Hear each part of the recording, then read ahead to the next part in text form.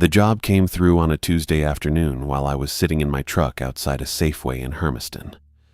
I'd been applying to anything that didn't ask too many questions, and most places didn't bother calling back once they ran my license.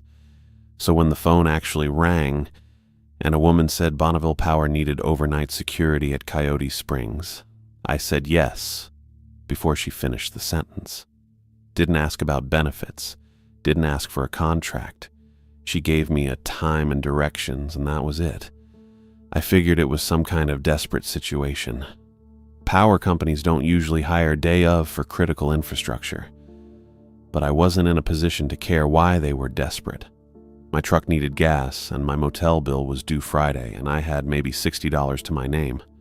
The DUI back in March had taken my license for 6 months, and the electrical union in Spokane stopped calling after I missed 2 weeks of work during the hearing. So yeah, survival.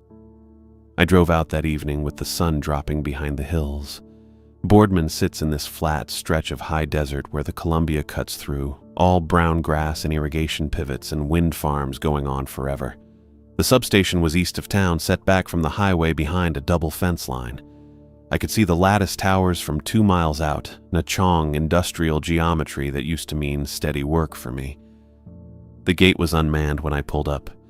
Just a card reader and an intercom mounted on a post. I sat there with my window down, engine ticking, trying to figure out if I was supposed to call someone. Then a woman came walking out from a small building near the fence. She had a BPA windbreaker on and a lanyard bouncing against her chest. I killed the engine and got out.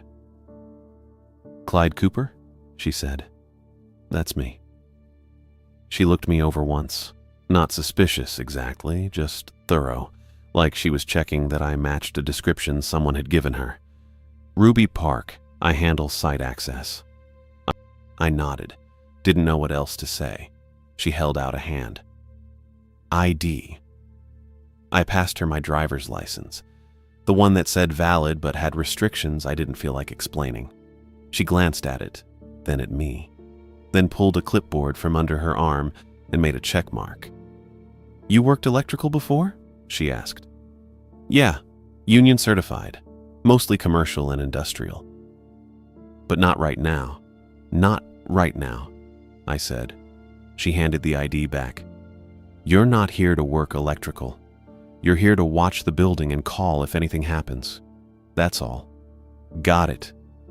She turned and started walking toward the gate. I followed, boots crunching on the gravel. The air smelled like dust and sagebrush and something faintly metallic I couldn't place. Maybe ozone from the transformers. The whole site had that hum you get near high voltage, low enough you feel it more than hear it. Ruby swiped a card and the gate rolled open. She waited for me to walk through, then swiped again to close it behind us. The gravel lot spread out in front of the control building, which was just a squat concrete rectangle with narrow windows and a steel door.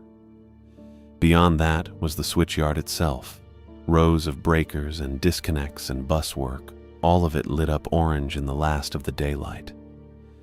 I kept my eyes on the building, tried not to look too hard at the equipment. It had been 5 months since I'd been inside a yard, and I didn't need to start thinking about what I used to do. But Ruby kept glancing that direction. Not obvious. Just quick looks, like she was checking to see if something had moved.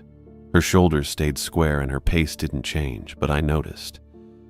You spend enough time on job sites, you learn to read when someone's waiting for something to go wrong. "Everything okay?" I asked. She didn't answer right away. We crossed maybe another 20 feet of gravel. Then she said, "It's a quiet site, mostly automated. You won't see much activity." That wasn't an answer, but I let it go. We reached the door and she pulled out a different key. This one was brass, old-fashioned. The lock clicked and she pushed the door open. Warm air spilled out, carrying the smell of burnt coffee and floor cleaner. "Pay is $30 an hour," she said. Flat, like she was reading off a script. "Cash, end of shift. No questions." I blinked. 30 an hour for a security gig was double what I'd expected. Maybe more. "Okay," I said. "Shift starts right now," Ruby said. She stepped inside and I followed. The interior was basic. Linoleum floors, fluorescent lights, a desk with a couple of monitors showing camera feeds. There was a break room off to the left and a hallway leading back toward what I guessed were equipment rooms. Previous guard was supposed to finish his rotation yesterday, Ruby continued. She set the clipboard on the desk and turned to face me. Her expression didn't change. He stopped answering around 0300. Didn't call in, didn't file a report. We haven't been able to reach him since. That landed hard. I stood there in the doorway, one hand still on the frame, and tried to process what she'd just said. The guy before me had gone dark mid-shift, just stopped responding, and now they wanted me to step in and do the same job, same building, same hours. You check on him? I asked. We sent someone at dawn. Building was secure. Logs were incomplete. But he was gone. He was gone, Ruby said. I looked past her at the monitors. 4 screens, each split into quadrants. Camera angles covering the fence line, the parking lot, the switchyard, the hallway behind us. Everything looked still, empty. Any idea what happened? I said. Ruby's mouth tightened just a fraction. No. I should have walked. That's the smart move when someone offers you twice the going rate to replace a guy who vanished on the job. But I thought about my truck and the motel and the $60 and the fact that nobody else had called me back in 2 weeks. What do you need me to do? I asked. Stay inside. Monitor the cameras. If you see anything unusual, call the number on the desk. There's a checklist for hourly rounds. Just visual checks, nothing hands-on. Don't go into the switchyard. Don't touch any equipment. That's it? That's it. She pulled a ring of keys from her pocket and set them next to the clipboard. 2 keys. One for the exterior door, one for the break room. Bathroom's through there. Coffee's old, but it works. Foreman comes by at 0600 to relieve you. I picked up the keys. They were warm from her hand. Ruby walked past me toward the door, then stopped. She looked back, and for the first time her expression shifted.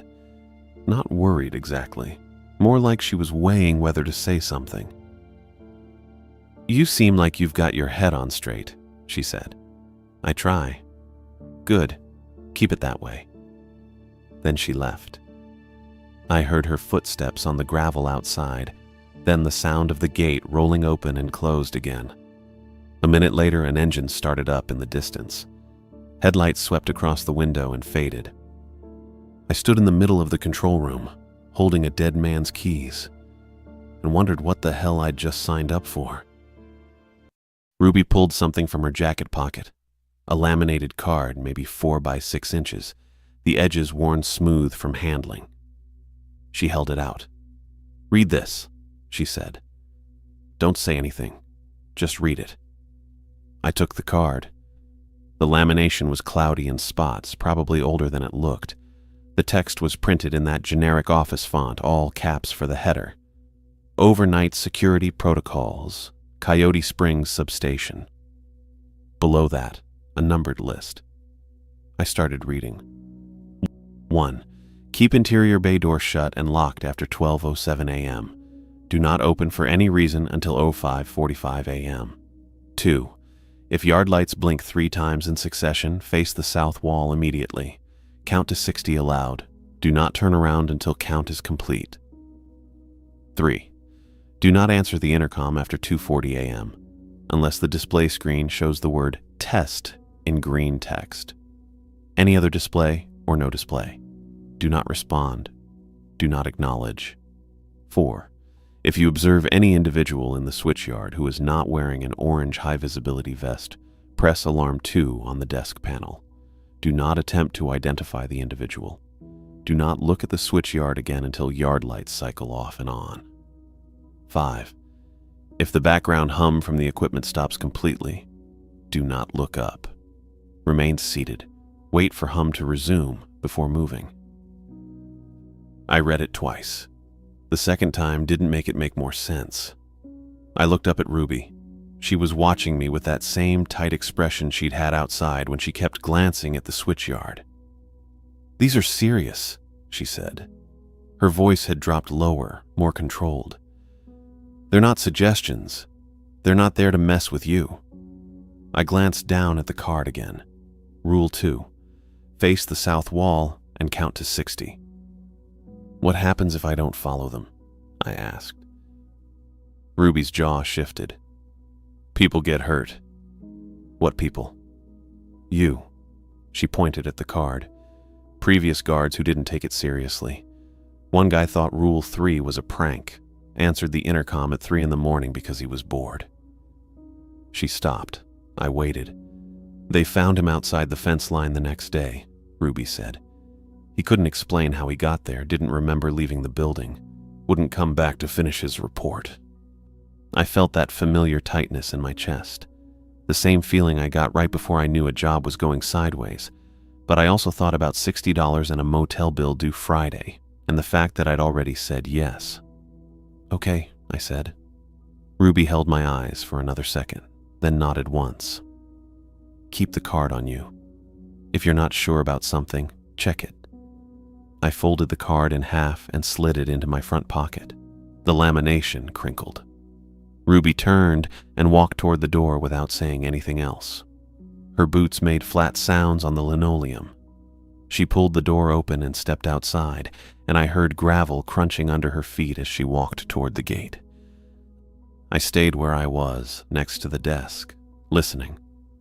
The gate rolled, metal on metal, that industrial scrape. Then her truck door opened and slammed shut. Engine turned over. Headlights swept across the narrow window near the ceiling, and then the sound faded out toward the highway. That was it. I was alone. I pulled my phone out of my pocket, mostly out of habit. The screen lit up. Time showed 8:42. I checked the signal bar. Nothing. No service, not even one bar flickering in and out. Just a blank space where the carrier name should have been and a little X next to the signal icon. I tried anyway. Opened the message app, but it wouldn't load. Tried the browser. Same thing. The phone was basically a clock and a flashlight now. No easy way to call anyone. No scrolling through nothing to kill time. No checking the news or the weather or what my coworkers were posting. Just me and the hum of the building. I shoved the phone back in my pocket and looked around. The wall clock above the monitors ticked forward. 8:43 now. The sound was louder than I expected. You don't notice clocks when there's other noise, but here it stood out. I walked over to the desk and sat down in the chair. It was one of those old office chairs with a torn seat cushion and a squeaky hydraulic lift. I adjusted it lower and pulled myself up to the desk. 4 monitors, each one split into quadrants. 16 camera views total. Most of them showing fence line and gravel and darkness. A couple showing the switchyard, all that metal and wire lit up by overhead floods. One showing the hallway behind me. I glanced at that one. Empty. Just linoleum and cinder block and a door at the far end. The SCADA screens were mounted higher above the monitors.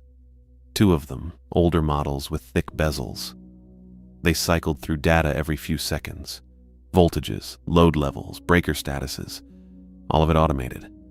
Numbers updating, lines shifting, everything running without anyone touching it. I knew enough to recognize what I was looking at, not enough to do anything with it. I'd worked around control systems before on commercial jobs, but this was transmission level gear, different scale. I leaned back in the chair and it squeaked. The hum was constant. Low frequency, coming from everywhere and nowhere. Transformers, maybe, or the buswork. Something big pulling current. I pulled the laminated card out of my pocket and set it on the desk next to the clipboard. 5 rules, all of them weirdly specific. I figured I'd treat them like a checklist, something to keep my brain working through the dead hours. A mind game, 12:07. That was the first one. Keep the bay door shut after 12:07. I didn't even know where the bay door was yet. 2:40. Don't answer the intercom unless it says test. I looked at the intercom panel on the desk. Small screen, currently blank. A button labeled talk and another labeled listen. I wondered what would happen if I answered it wrong. Then I decided not to think about that. The SCADA screens cycled again. Load dropped on one of the lines, then balanced back out. I watched the numbers shift. It was almost calming. Predictable. I checked the wall clock. 8:46, 9 hours and 14 minutes until the foreman showed up. I pulled the clipboard closer and flipped it open, looking for something to do besides sit there and count seconds. The hum kept going. Steady, low, constant. I sat at the desk, listening to it cycle through the walls and floor, feeling it more than hearing it after the first hour. Transformers mostly. Maybe some of the bigger breakers, the kind of background noise you get at any live site once the sun goes down and the crew clears out. I checked the clipboard again around 11:30. The hourly checklist was pretty basic. Visual sweep of all camera feeds. Note any alerts on the SCADA screens. Check door and window seals. Log the time and initial the line. I'd done 2 rounds already, and nothing had moved, except the data cycling on the monitors. The laminated card sat next to the clipboard. I kept looking at it. 5 rules. Weird, specific rules. But the longer I sat there in the quiet with nothing happening, the easier it got to tell myself they were just protocol. The kind of thing someone in risk management writes up after one too many insurance claims. Keep the night guard busy. Give him something to focus on besides the dark and the isolation. Make him check the clock. Follow procedures. Stay awake. I almost believed it. The coffee in the break room was burnt, but I drank it anyway. I'd found the bay door during my second visual check. Steel frame, heavy duty, led out to the equipment yard on the north side. The latch was solid. I tested it twice. Rule 1 said to keep it shut and locked after 12:07 until 5:45. Simple enough. I figured I could handle that. The wall clock ticked over to 11:43. I rubbed my eyes and leaned back in the chair. The hydraulic lift squeaked. My phone sat on the desk next to the clipboard, still showing no service. Just a clock now. I thought about the previous guard. The one who'd stopped answering around 3 in the morning and turned up outside the fence with no memory of leaving. Ruby said he wouldn't come back to finish his report. I wondered what he saw. Then I wondered if thinking about it was a bad idea, so I checked the monitors again. 16 camera angles. Fence line, gravel, darkness, switchyard, hallway. Nothing moved. My phone buzzed. I picked it up fast, confused because there was no service. But the screen showed an incoming call. No number. Just a name. Ricky Banks. I answered. Yeah. Clyde. Hey. Ricky's voice came through clear, no static. You at that Coyote Springs gig? I exhaled. Didn't realize I'd been holding my breath. Yeah. How'd you get through? I don't have any bars out here. Landline callback. I tried your cell first. Got nothing. So I called the site number Ruby gave me earlier. Some kind of auto-forward must have kicked in. He paused. You doing okay out there? I looked at the monitors. Still nothing. So far. Good. That's good. Ricky sounded tired. Background noise on his end. TV, maybe. I wanted to check in. That site's got a reputation. Ruby mentioned the last guy didn't finish his shift. Yeah, Derek. I worked with him on a panel swap last summer. Solid guy.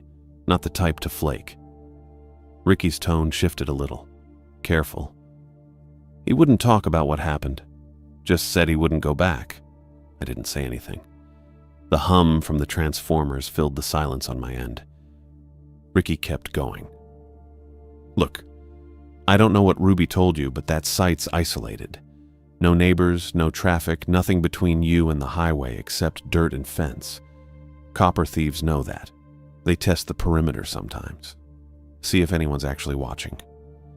I glanced at the camera feeds showing the fence line. You think that's what happened to Derek? I don't know. Maybe. Or maybe he saw something and spooked himself. Ricky paused again. Point is, you're out there alone.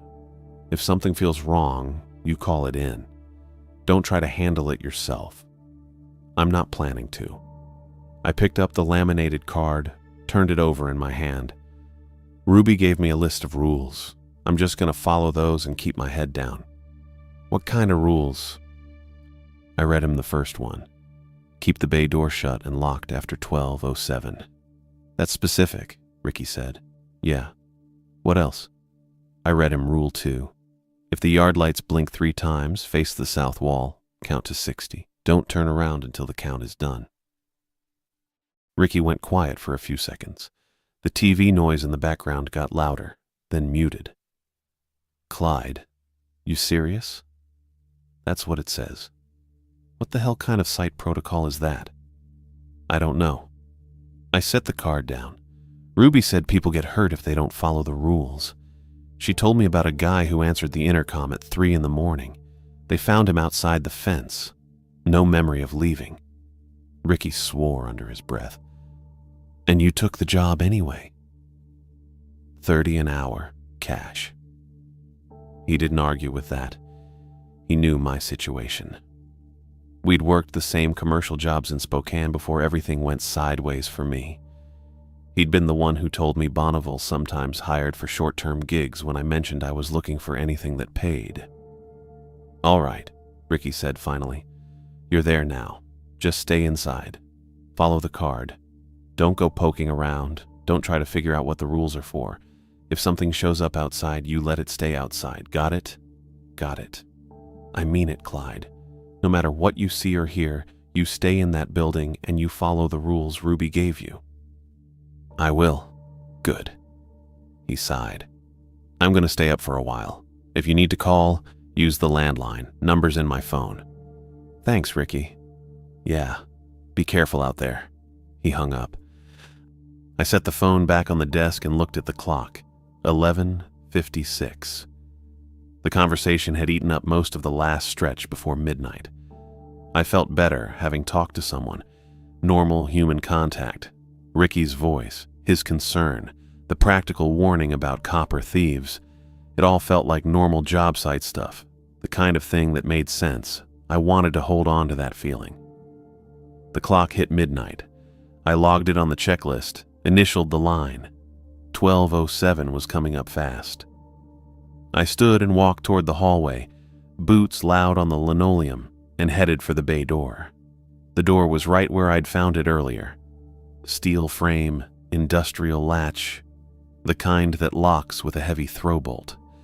I put my hand on it to check one more time. Wind hit the other side. Not a gust, a slam. Hard enough that the whole frame rattled and I felt the shock travel up through my palm into my wrist. I pulled my hand back and stepped away from the door, heart kicking up in my chest. The wind hit again, harder. The bolt shook in its housing and the frame groaned against the cinder block. I stared at the door, listened. The wind didn't sound right. No build-up, no howl.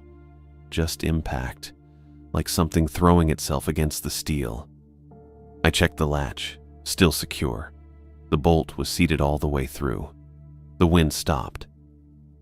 I stood there in the hallway, breathing too fast, listening to the hum from the transformers and the tick of the wall clock back in the control room. Nothing else moved. No more wind.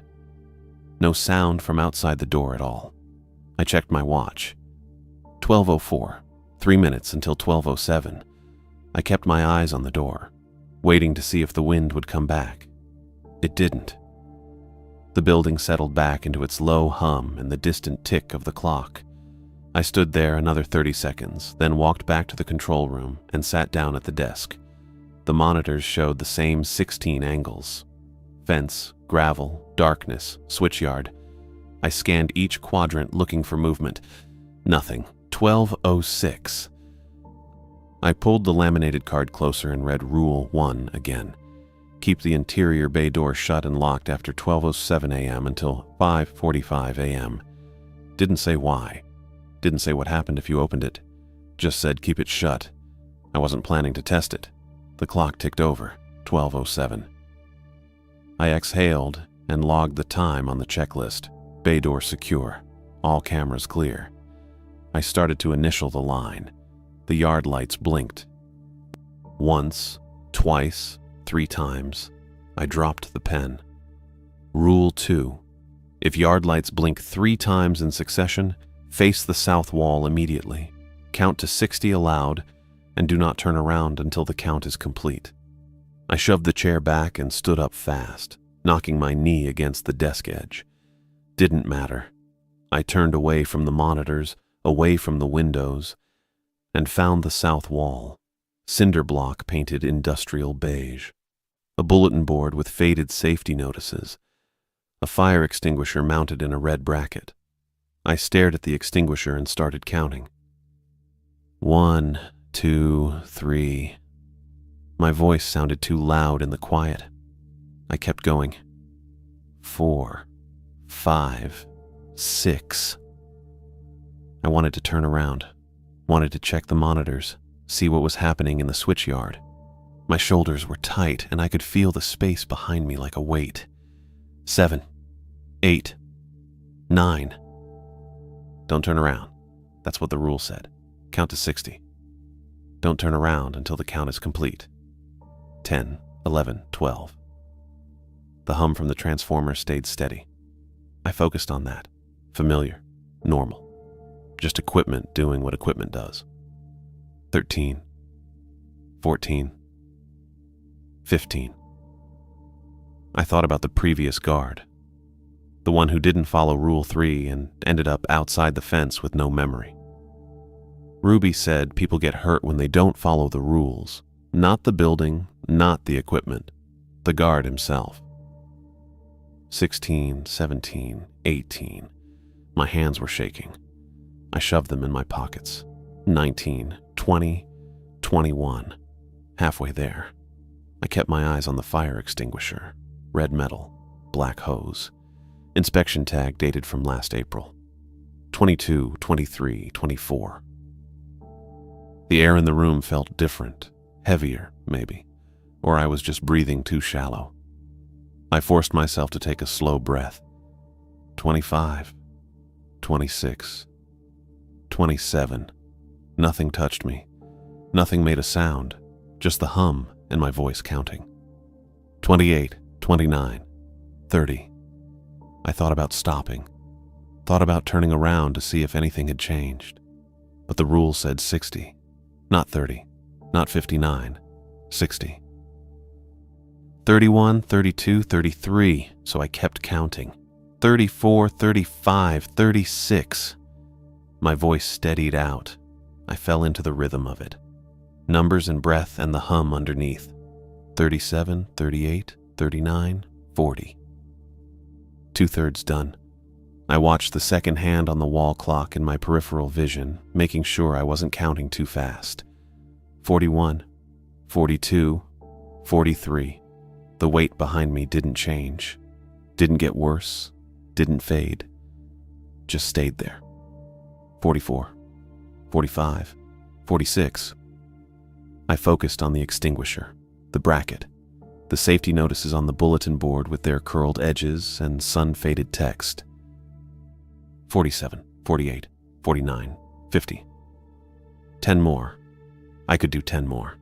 51, 52, 53. My knee throbbed where I'd hit it on the desk. I ignored it. 54, 55, 56. Almost there. 57, 58, 59. I took a breath. 60. I stopped, stood there facing the south wall for another few seconds, waiting. The rule didn't say what happened after 60, just said don't turn around until the count is complete. The count was complete. I turned around. The monitors showed the same 16 camera angles. The switch yard was still lit. The fence line was clear. The hallway was empty. Everything looked exactly the same as it had before. The lights blinked. I walked to the desk and sat down. My legs felt shaky. I checked the yard lights through the narrow window near the ceiling. Steady now, no blinking. I watched them for a full minute. They didn't blink again. The hum from the transformers kept going. steady and low and constant. I picked up the pen and finished initialing the checklist line: 1207, bay door secure, yard lights clear. The laminated card sat on the desk next to the clipboard. I looked at Rule 2 again. The blinking had stopped exactly when I finished counting. Not before, not after. Right at 60. Clean. Like something had been waiting for me to follow the rule. I put the card down and checked the clock. 12:13 a.m. 5 hours and 47 minutes until the foreman arrived. I kept my hands on the desk where I could see them and watch the monitors cycle through their feeds. The clock hit 1:03 when the headlights showed up on the monitors. I'd just finished my 1 o'clock visual check. Bay door still latched. Hallway still empty. Nothing moving in the switchyard. I was sitting at the desk with the clipboard open, writing down the time and my initials, when I caught the glow in the upper left quadrant. Camera 3. Gate view. A white pickup rolled to a stop maybe 10 feet back from the fence line. Newer model, I think. Hard to tell in the floodlighting.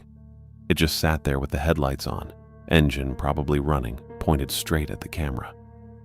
I set my pen down and leaned closer to the screen. No one got out. I waited, counted to 30 in my head. Still nothing. The truck didn't move. Door didn't open. I couldn't see anyone in the cab from that angle, just the windshield reflecting light back at the camera. I checked the other feeds. Fence line clear. Switchyard empty. Hallway behind me still showing linoleum and cinder block and nothing else.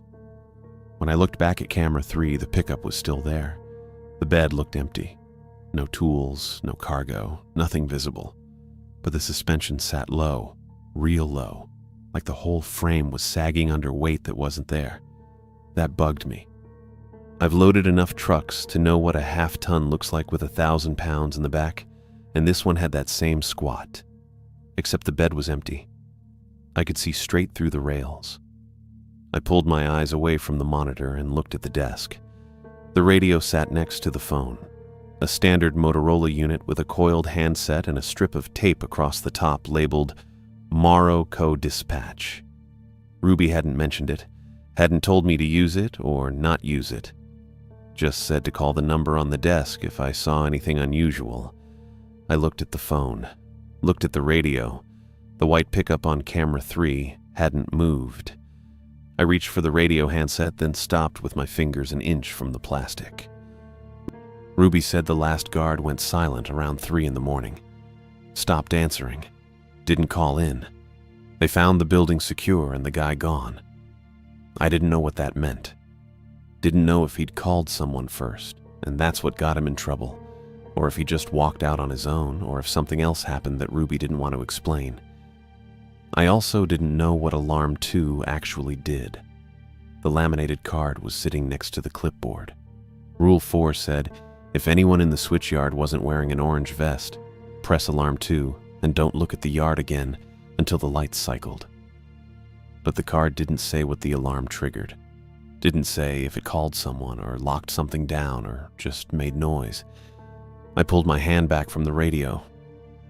The pickup was still on the screen when I checked again. Same position, no movement. Then the headlights went dark, just clicked off, no fade, no flicker. 1 second they were on, the next they were gone. But the truck was still there. I could see it on the camera, sitting in the same spot, lit by the perimeter floods. White paint, chrome bumper, dark windows.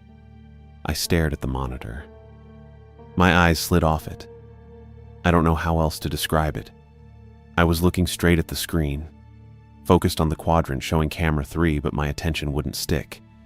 It kept drifting left toward the fence line view, or down toward the switchyard, like my brain didn't want to process what it was seeing and kept trying to look somewhere else instead. I forced myself to focus. Pickup, white, at the gate. My eyes slid right, caught on the hallway feed. I tried again. Pickup, camera 3, still there. My focus peeled away like oil off water. It wasn't the camera. The feed was clear. No static, no distortion. I could see the fence, the gravel, the edge of the gate housing. Everything else in that quadrant was fine, just the truck. My brain wouldn't lock on.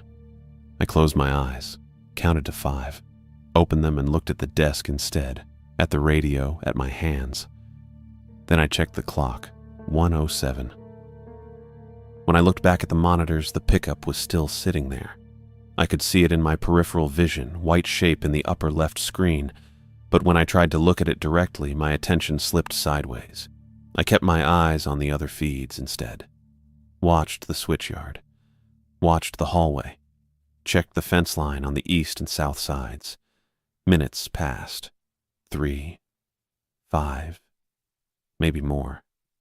I glanced at camera 3 again without trying to focus on the truck itself, just the general area. The space where it had been was empty.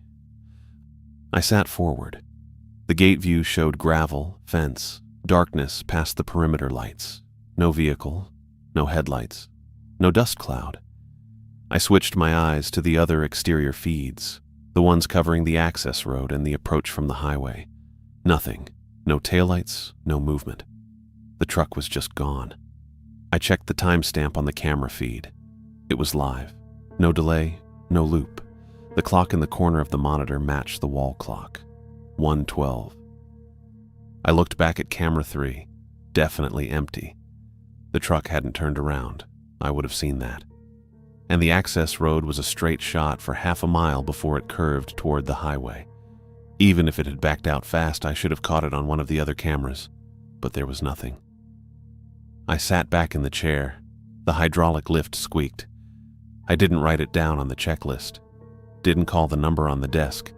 Ruby said to report anything unusual, but she also said the last guard stopped answering and disappeared, and I still had $60 to my name and a motel bill due Friday.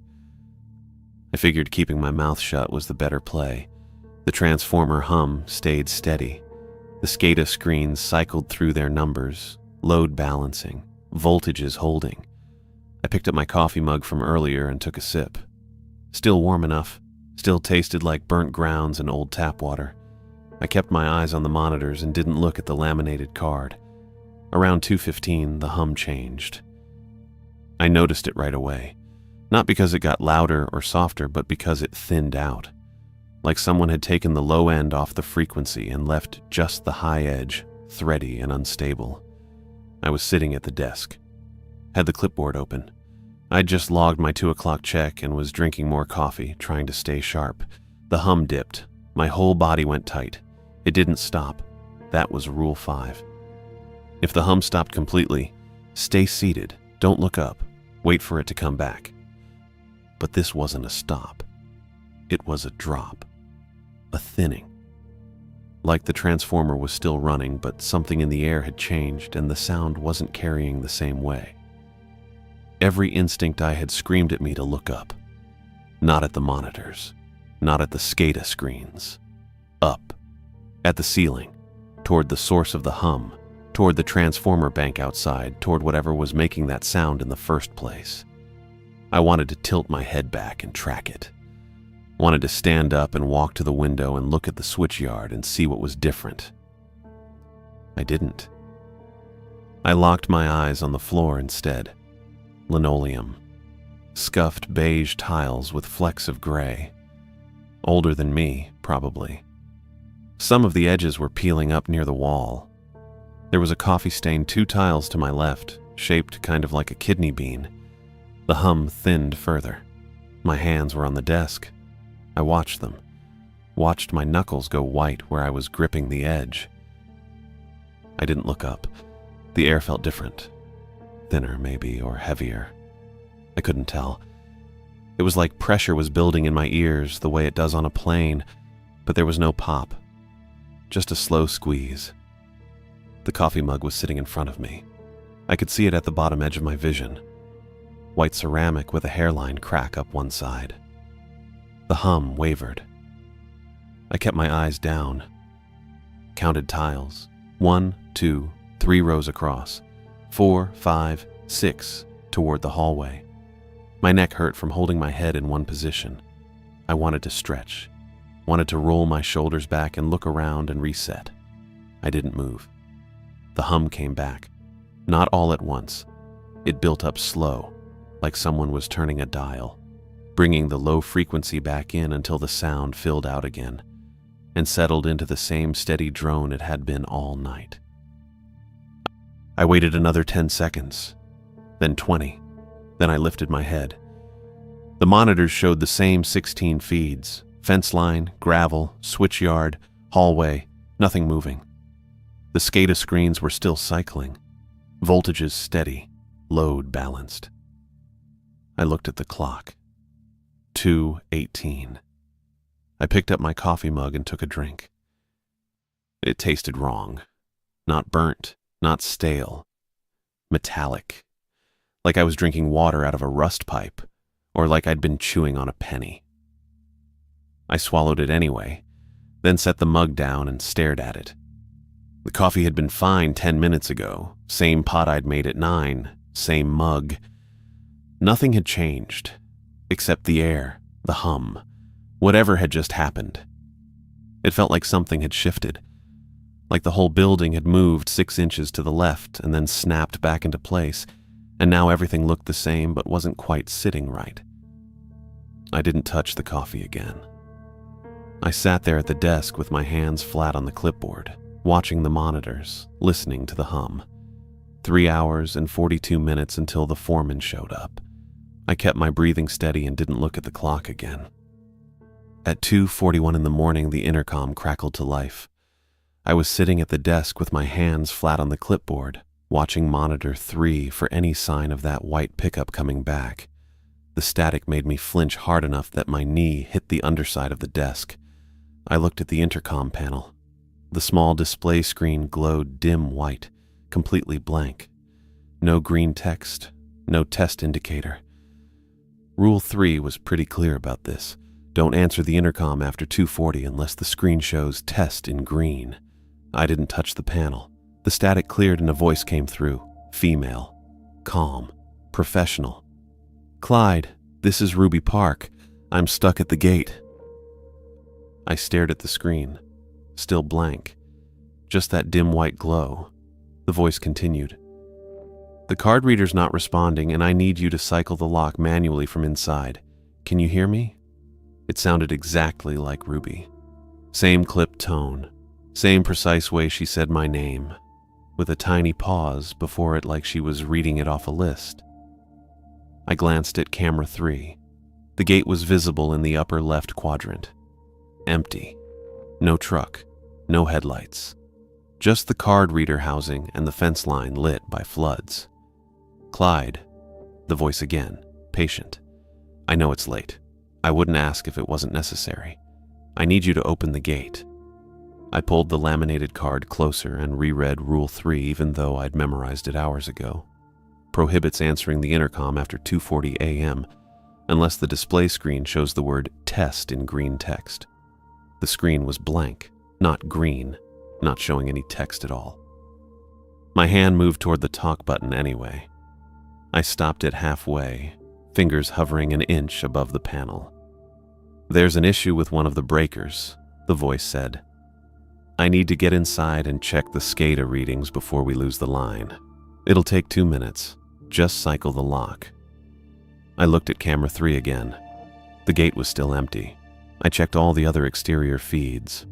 Nothing. No vehicle anywhere on the access road or near the fence line. If Ruby was actually out there, where was her truck? The voice came back. "Clyde Cooper." That pause again. Careful. Like she was making sure she had the name right. "I'm asking you to open the gate. The controls are next to the door, green button on the left panel. You've seen it. I had seen it. A small metal panel near the main door with 3 buttons, green, yellow, red, and a label that said, "Gate Override." Ruby had walked past it twice when she'd let me in earlier. She hadn't mentioned it, hadn't pointed it out, hadn't included it in any of the instructions she'd given me. I stood up. My legs felt shaky, but I made it 2 steps toward the door before I caught my reflection in the narrow window near the ceiling. The window faced the switchyard and the glass was old, probably scratched to hell, so reflections came through dark and warped. I saw myself moving across the control room, saw my shape pass the desk, saw my arm swing forward as I took the second step. Except the reflection moved wrong. It lagged, just a fraction of a second, like the image was on a delay, playing back something that had already happened. I took another step and watched my reflection catch up, then fall behind again when I moved my head. I stopped walking. My reflection stopped a half-second later. The intercom hissed. "Clyde, I don't have much time. Please open the gate." I turned and looked directly at the window. My reflection turned to face me, but the movement was off. Loose. The mouth didn't quite match up with where mine was. The eyes sat a little too high. I dropped back into the chair hard enough that the hydraulic lift squeaked and bottomed out. The voice on the intercom shifted, still calm, still professional, but there was something underneath it now, something patient and hungry. "I need you to cycle the lock," it said again. "Green button, left panel, you know where it is." I didn't touch the talk button, didn't respond, just sat there with my hands on the armrests and watched the blank intercom screen glow white. "Clyde." A long pause. "Clyde Cooper." Another pause, longer this time. "I'm going to ask one more time." I looked at camera 3. The gate was empty. The fence line was clear. The card reader housing reflected light from the floods and nothing else. The intercom hissed for another 10 seconds. Then it clicked off. The screen went dark. I sat in the chair and listened to the transformer hum. My hands were shaking again, so I shoved them in my pockets. The laminated card was still on the desk next to the clipboard. I didn't need to read it. I'd followed the rule. Hadn't answered. Hadn't touched the lock. The clock on the wall read 2:44. I stayed in the chair and watched the monitors. All 16 feeds cycled through their views. Fence line, gravel, switchyard, hallway, everything clear, everything normal. I didn't look at the window again. At 3:05 in the morning, the camera feeds fuzzed. It started on monitor 2, the east fence line view, where the image flickered and rolled like an old TV losing signal. Then monitor 1 went static, then 3. Within 5 seconds, all 4 screens showed nothing but gray-white noise and horizontal lines that scrolled upward in slow waves. I leaned forward in the chair. The SCADA screens above the monitors were still cycling normally, showing voltages and load levels that updated every few seconds. The feeds were live. The cameras were still getting power, but the monitors showed only static. Then they cleared. The image snapped back all at once. No gradual return. Just static 1 second and clean feeds the next. I scanned all 16 quadrants. Fence line clear. Gravel lot empty. Hallway showing the same cinder block and linoleum as before. Monitor 4, switchyard view, showed movement. A person walked between 2 breaker housings in the upper right quadrant. They wore dark coveralls and moved at a normal pace, hands at their sides, heading toward the center of the yard. No orange vest, no high-vis jacket, just coveralls and work boots. I grabbed the laminated card and found Rule 4. If any individual in the switchyard is not wearing an orange high-visibility vest, press Alarm 2 on the desk panel. Do not attempt to identify the individual, and do not look at the switchyard again until yard lights cycle off and on. My eyes went back to the monitor. The figure kept walking. Something about the build looked familiar. 5'10" maybe. Sturdy. The way the shoulders sat, the stride. I thought it might be Ricky. The figure stopped walking and turned to face the camera. It had my face. Not similar. Not close. Exact. Same gray-blue eyes, same squared jaw, same short brown hair, same split in the lower lip where I'd caught a pipe elbow on a job in Tacoma 4 years ago and needed 6 stitches. The figure stared directly into the camera, didn't blink, didn't move, just stood there in the middle of the switchyard wearing my face and watching me through the monitor. I hit Alarm 2. My hand slammed the red button on the desk panel hard enough that pain shot through my palm. A single siren whooped outside. One short burst, sharp and loud, then silence. The figure on the monitor froze, completely still, arms at its sides, face locked on the camera. Then it started moving again, faster this time, not running, just walking with longer strides, closing the distance between the breaker housings and the control building. It didn't look down, didn't look away from the camera, just kept that same blank stare fixed straight ahead while its legs ate up the gravel. I watched it cross half the switchyard in the time it should have taken to move 10 feet. The yard lights were still on. Steady. Bright. According to Rule 4, I wasn't supposed to look at the switchyard again until they cycled off and on.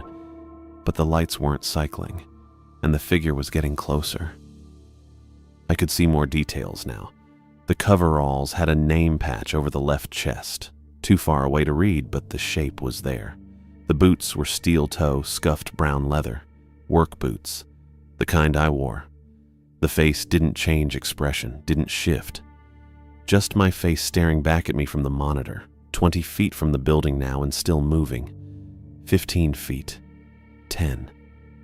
The siren stayed silent. The transformer hum stayed steady. The SCADA screens kept cycling. The figure stopped just outside the camera's lower frame, close enough that I couldn't see its feet anymore. Just the torso and head. Just my face filling the quadrant, staring up at the lens. Then it turned toward the building and started moving faster. The yard lights started blinking. 3 times, then 3 more, then 3 again. I looked away from the monitor fast enough to feel it in my neck and turned toward the south wall. Same bulletin board, same fire extinguisher with the April tag, same faded safety notices I'd stared at an hour ago. I started counting. 1, 2, 3. My voice sounded thin in the control room. The transformer hum behind it wasn't steady anymore. It fluttered, dipped and rose and dipped again like something trying to hold on. 4, 5, 6. The yard lights kept blinking on the other side of the window. I didn't look. I kept my eyes on the bulletin board and counted. 7, 8, 9. Then I heard footsteps, wet footsteps. Not outside. Inside. They came from the direction of the bay door, slow and deliberate. Boot treads on linoleum with a sound like someone just walked through a puddle. I kept counting. 10, 11, 12. The footsteps stopped, close. Maybe 15 feet behind me and to the left, right where the hallway met the bay door area. 13, 14, 15. The handle turned, not all the way. Just a quarter rotation, testing the latch. I gripped my hands together in front of me and stared at the fire extinguisher. The inspection tag had a signature I couldn't read from here. April 9th, 2 months ago. 16, 17, 18. The handle turned again, slower this time. The bolt rattled in its housing, but held. I'd checked that door at 12:04. The latch was solid. I'd felt the wind slam against it hard enough to shake the frame. 19, 20, 21. The hum dropped lower, thinner, like it had at 2:15 when I'd stared at the floor and counted tiles. 22, 23. Something shifted on the other side of the door. Weight redistributing. I could feel it through the floor. A presence standing right there with its hand still on the handle. 24, 25, 26. My throat felt dry. I swallowed and kept going. 27, 28, 29. I wasn't going to make it to 60. That thought hit me hard and certain. Whatever was behind me wasn't going to wait. But I kept counting anyway. 30. The handle stopped moving. The wet footsteps didn't start again. Everything went quiet except for the uneven hum and my own breathing. I counted to 60. All of it. Out loud. When I turned around, the hallway was empty. The bay door was closed. The floor showed no wet prints. The monitors still showed all 16 feeds. Fence line, gravel, switchyard, hallway. I sat down hard in the chair and pulled out my phone. Still no signal, just the blank carrier space and the X. I picked up the landline and dialed Ricky's number. My hands shook enough that I had to redial twice. He answered on the fourth ring. His voice came out thick and groggy. "Yeah, it's Clyde, from the substation." A pause. Rustling sounds. Then Ricky's voice came back clearer. "What happened?" "I hit alarm 2. Silence on the line. Then a breath. "You saw someone in the yard?" "Yeah, no vest. I hit the button like the card said." Okay, Did the siren go?" "Once, just one whoop, then it stopped." More silence. I heard Ricky moving around, a door closing. His voice dropped lower. "Where are you right now?" "Home. Irrigan. I'm in my kitchen. Why?" I looked at the monitors. All clear, nothing moving. "Just checking." "Clyde, alarm 2 doesn't call the cops. You know that, right?" Ruby didn't say what it does. "It locks the site down. Full lockdown. Changes the power routing through an old bypass configuration. Staff don't like using it because it puts load on equipment that's supposed to be retired. Makes everything unstable." I watched the SCADA screen cycle. Voltages look steady, load balanced. "It looks fine here." "Yeah, well, it doesn't always show right away." Ricky paused. "Listen, you still got that card?" I pulled it out of my pocket and set it on the desk. "Yeah." "Look at Rule 4 again, the part about Alarm 2. Look at the laminate." I picked up the card and tilted it under the desk lamp. The surface was cloudy and worn. I'd noticed that when Ruby first handed it to me. But now, looking closer, I saw the cloudiness wasn't even. It was smeared, deliberate. I held it up to the light and saw faint pen marks underneath the printed text. Older ink, different handwriting. "There's something under it." "Flip it over." I turned the card. The back was blank except for more smeared laminate and faint impressions of text that had been covered over. "What am I looking for?" "Hold it at an angle. You'll see it." I tilted the card and caught the light different. The pen marks showed clearer. Not a lot, just fragments. "Confront the trespasser." "Open bay door and verify identity." My stomach dropped. This used to tell guards to open the door. "Yeah." Ricky's voice was flat. "Old version. Before they revised the protocol, someone laminated over it instead of printing new cards. Why?" "I don't know. Maybe they ran out. Maybe they figured it didn't matter as long as the right text showed on top."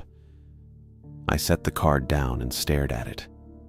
The rules I'd been following all night. The ones that kept me inside. Away from the switch yard. Away from the intercom when it didn't say test. The old rules told guards to do the opposite. How many people followed the old version? Ricky didn't answer right away. "Ricky, I don't know. A few, maybe, before they figured out it was wrong." The bay door thumped. Once. Heavy enough to rattle the bolt. I stood up fast enough to knock the chair back. "Clyde?" "Something just hit the door. Don't open it." "I'm not." The hum stopped. Completely. All at once. The overhead fluorescence went dark. Emergency lights kicked on 2 seconds later, bathing the control room in dim red. "Clyde, talk to me." I didn't look up. Rule 5. If the hum stops, stay seated and don't look up. But I was already standing. I sat down fast and locked my eyes on the desk. The clipboard. The laminated card with its smeared surface and hidden text underneath. Hum stopped. Emergency lights are on. Don't look up. Don't look at the ceiling or the windows. Just wait. I waited. The red light made everything look wrong. The monitors still glowed, but the feeds were harder to see. I leaned forward and focused on monitor 4, switchyard view. The figure was still there, standing by the bypass cabinet now. Not the breaker housings. It had moved while the lights were cycling. It moved with certainty, practiced, like it knew exactly where to go. It reached up and pulled something off a hook mounted on the cabinet. An orange vest. High-vis reflective panels. It hung stiff in the figure's hands. The figure put it on, slowly, arms through the holes. Velcro straps fastened across the chest. Now it was wearing an orange vest. Ricky, it just put on a vest. What? The person in the yard. It grabbed an orange vest off the bypass cabinet and put it on. Ricky swore, quiet but sharp. It's adapting. What does that mean? It means it's learning the rules, figuring out what you'll respond to. The intercom crackled. The screen lit up. Green text, one word. Test. The intercom just came on. It says test. Don't answer it. The card says if it shows test, I can... Clyde, don't. I stared at the screen. The green text glowed steady. No flickering, no static. The voice that came through wasn't Ruby's this time. It was mine, my own voice. Same tone, same cadence. Clyde Cooper. This is Clyde Cooper at External Bypass. Need you to confirm load transfer from inside. Hit talk and give me a status check. I reached for the talk button. My hand stopped an inch away. Ricky's voice came through the phone. Clyde, do not touch that button. It sounds like me. I know, don't answer it. The intercom voice continued. Clyde, I'm stuck out here in the cold. Bypass is locked and I can't get back in without your confirmation. Just hit talk and tell me you read the SCADA screens as stable. That's all I need. I pulled my hand back. It knows my name. It knows the equipment. It's using what you know, what you'd say. Don't give it anything back. The intercom hissed. The green test text stayed on the screen. Clyde Cooper. Confirm status. I didn't touch the button. I sat there with my hands flat on the desk and watched the monitors. The figure in the orange vest stood by the bypass cabinet, facing the camera now. My face staring up at the lens. Then it reached for the cabinet panel. It's opening the bypass. What? The figure. It's opening the bypass cabinet. Don't let it touch the controls. If it trips the bypass from outside, the load'll shift wrong and you'll lose power completely. I looked at the desk. At the panel Ruby never mentioned. The one with the green button the fake voice told me to press earlier. There were other controls too. Breakers, overrides. A red switch labeled manual bypass. How do I stop it? You trip the bypass first. From inside, it'll cut the yard lights and force the load back through primary routing. What happens to the figure? I don't know, but it won't have power to work with anymore. The figure on the monitor pulled the bypass panel open. Its hands moved over the controls. Confident. Like it had done this before. I stood and walked to the main panel by the door, the one I'd avoided all night. The red switch sat behind a clear plastic cover. I flipped the cover up. I'm at the panel. Throw the switch all the way down, don't stop halfway. I grabbed the switch and pulled. It was stiff, old. I had to use both hands. The building shuddered. A deep vibration that ran through the floor and up the walls. The yard lights went dark, all of them. The switchyard disappeared into blackness. Something hit the fence line, hard. Metal screamed and buckled. Then the screaming started. My voice. Exactly my voice. Coming from outside, from the direction of the bypass cabinet. It screamed and didn't stop for breath. Just one long, continuous sound that shouldn't have been possible from human lungs. I stood by the panel with my hand still on the switch and listened to myself scream. The hum came back, slow at first, then stronger, building until it reached the steady drone I'd heard all night. The screaming cut off. The emergency light stayed on, but the overhead fluorescence didn't come back. The monitors glowed in the red dimness, showing 16 feeds of darkness and fence line. Clyde. I walked back to the desk and picked up the phone. Yeah. You okay? Yeah. What happened? I tripped it. Something hit the fence. Then it stopped.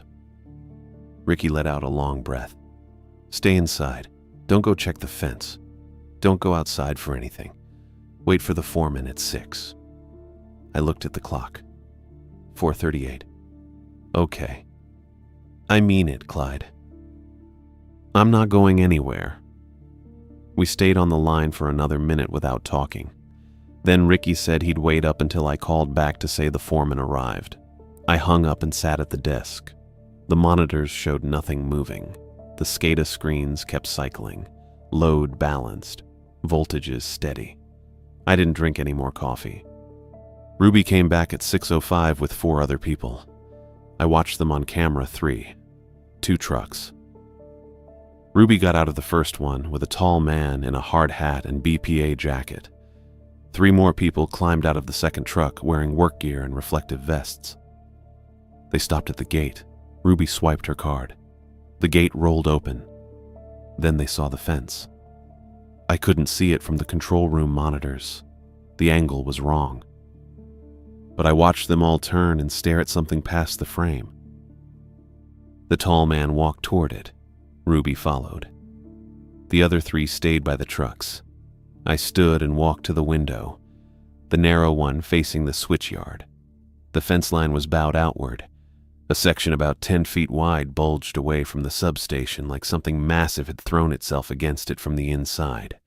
The chain link was intact but warped. The posts leaned at angles. And in the gravel below the bypass cabinet, something dark and fused lay flat against the ground. An orange vest, burned into the rocks. The reflective panels were melted and the fabric was blackened, but the shape was clear. Ruby and the tall man stood looking at it. One of the workers from the second truck, a woman with her hair in a braid, walked over and crouched next to the vest without touching it. I stepped back from the window and returned to the desk. 5 minutes later, Ruby knocked on the door. 3 sharp raps. I unlocked it and let them in.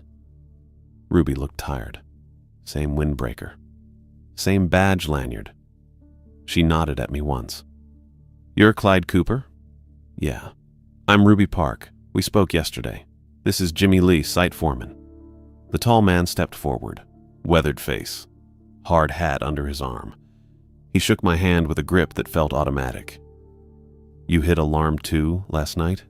Yes, sir. What time? 3:05. Jimmy pulled a clipboard from under his arm and made a note. What did you see? I glanced at Ruby. She nodded. Someone in the switchyard. No vest. I followed Rule 4. Did you see where they went? Bypass cabinet. They put on a vest that was hanging there. Jimmy looked at Ruby. She didn't react. Did they touch the equipment? They opened the panel. I tripped the bypass from inside before they could do anything. You tripped it manually? Yes, sir. Jimmy made another note. He looked at Ruby again. That matches the log. Load shifted at 03:17. Ruby turned to me. Did anything else happen? Intercom? Lights? I pulled the laminated card from my pocket and set it on the desk. Lights blinked 3 times at 12:07. I followed Rule 2. Intercom activated at 2:41, but the screen didn't say test, so I didn't answer. It activated again at 03:20-something with test showing, but I still didn't answer. Ruby picked up the card and looked at it. Her expression didn't change. Why didn't you answer when it showed test? Because I called my coworker, Ricky Banks, and he told me to check the laminate. There's an old version underneath. Different instructions. I showed her the angle, the pen marks, the fragments about confronting trespassers and opening the bay door. Ruby stared at the card for a long time. Then she handed it to Jimmy. He held it up to the overhead emergency lights and tilted it. His jaw tightened. This card's been retired for 2 years. I didn't know that, Ruby said quietly. I grabbed it from the active protocol binder. Someone put it back in rotation. Ruby didn't answer. She looked at me instead. You didn't open the bay door? No, ma'am. You didn't go outside? No, ma'am. You stayed at the desk and followed the current printed rules, not the ones underneath? Yes, ma'am. She nodded slowly. Then she turned and walked to the door. She opened it and gestured to someone outside. A man in a sheriff's uniform stepped in.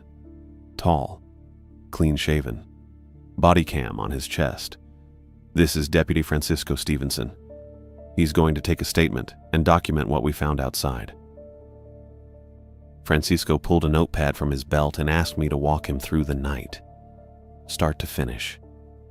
I told him about the white pickup at 1:03, the intercom at 2:41, the figure in the switch yard at 3:05, hitting alarm 2, the wet footsteps and the bay door handle turning, calling Ricky, finding the old text under the laminate, tripping the bypass. He wrote it all down without interrupting. When I finished, he asked if I'd gone outside at any point. I said no. He asked if I'd opened the bay door. I said no. He asked if I knew what hit the fence. I said I didn't. He closed the notepad and looked at Ruby. I'll file this as a trespassing attempt with property damage. The vest'll go to the lab, but I'm not optimistic. Looks like heat damage, not contact. Ruby thanked him. He left. Jimmy stepped forward and set a single sheet of paper on the desk. Internal incident report. Read it and sign at the bottom if it's accurate. I read it. The report listed the time I hit alarm 2, the manual bypass trip, and the fence damage. It noted no injuries and no entry to the control building. It didn't mention the figure's face or the intercom voice or the laminated card's hidden text. I signed it. Jimmy countersigned and filed it in his clipboard. Ruby reached into her jacket and pulled out an envelope. She set it on the desk next to the report. $300, cash, 10 hours at 30 per hour. I picked it up. The envelope was thick and unsealed. I didn't count it. Thank you. You did good work. Followed protocol. Didn't panic. I nodded. Ruby looked at Jimmy. He nodded and walked out with Francisco and the 3 workers I hadn't been introduced to. Ruby stayed. I'm driving you to a motel in Boardman. You're staying today and tonight on BPA. Tomorrow you can get your truck and go home.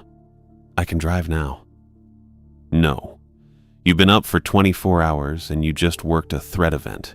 You're staying at the motel. I didn't argue.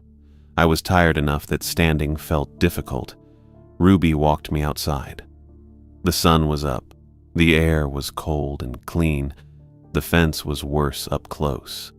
The posts were bent, and the chain link bulged outward like something had pushed it from the inside with massive force.